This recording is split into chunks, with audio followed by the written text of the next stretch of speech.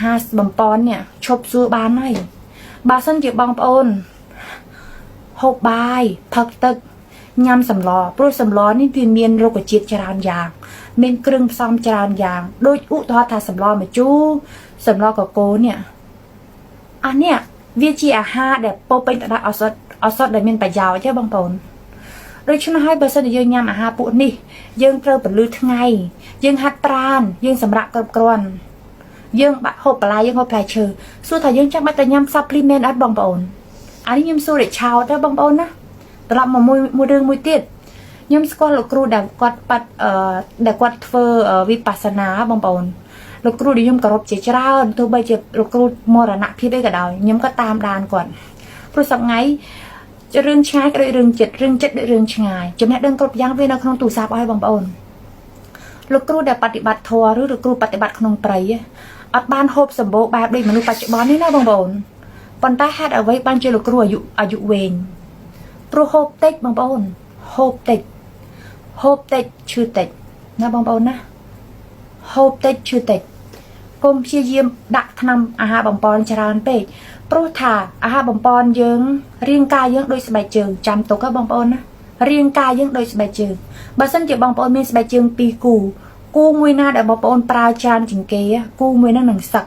ហើយនឹងចាស់ជាងគេ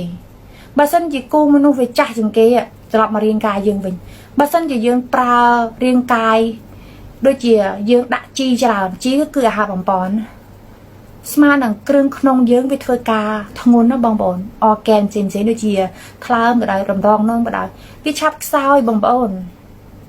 អត់មានអ្នកលក់ណាប្រាប់ថាអើយកុំប្រើច្រើនណាចាស់ទៅវេទនាអត់មានណាគេប្រាប់ទេបងប្អូនព្រោះអ្នកលក់គេប្រាប់តែគុណសម្បត្តិទេប៉ុន្តែគេបានប្រាប់ពីគុណវិបត្តិតែបើសិនជាបងប្អូនឆ្លៀសវៃគិតពិចារណាវែងឆ្ងាយបន្តិចអត់ចាំបាច់ប្រើបងប្អូនអ្នកដែលសួរខ្ញុំសួរទៅវិញខ្ញុំធ្វើការក្នុងពេទ្យខ្ញុំអត់ដែលប្រើហើយបងប្អូនមកសួរខ្ញុំដើម្បីខ្ញុំការ៉ាន់ទីនឹងបងប្អូនដើម្បីអ្វីណាចាស់សឹងឃើញថាបងប្អូនយល់ដូច្នេះហើយចប់ណាបងប្អូនរឿង supplement ខ្ញុំណែនាំតែសម្រាប់មនុស្សចាស់ញ៉ាំវីតាមីន D កាល់ស្យូមឬញ៉ាំពួកទឹកដោះគោបងប្អូនពួក ensure អានេះគឺសម្រាប់អ្នកញ៉ាំតិចបងប្អូនណាឬពងមាន់សម្រាប់ពងមាន់ស្ងោរណាបងប្អូនញ៉ាំបានគ្រប់វ័យហើយញ៉ាំល្អមែនទេអ្នកណាចង់សម្រក់ទម្ងន់ញ៉ាំពងមាន់គ្រាប់មួយគ្រាប់ព្រឹកមួយគ្រាប់ថ្ងៃត្រង់មួយគ្រាប់ល្ងាចឬម្ដងពីរគ្រាប់អត់ធាត់បងប្អូនស្គមបានដូចគ្នាហើយល្អទៀតពងមាន់អត់ធ្វើយើងធាត់ទេណាបងប្អូនពងមាន់ពីរគ្រាប់អត់បានស្មើបាយមួយស្ព្រាណាបងប្អូនណាចាំទុកបងប្អូនពងមាន់ពីរគ្រាប់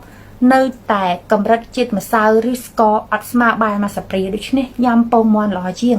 គ្រាន់តែសង្កេតមើលបងប្អូនរបស់ឆ្ងាញ់តែងអត់ល្អដល់សុខភាព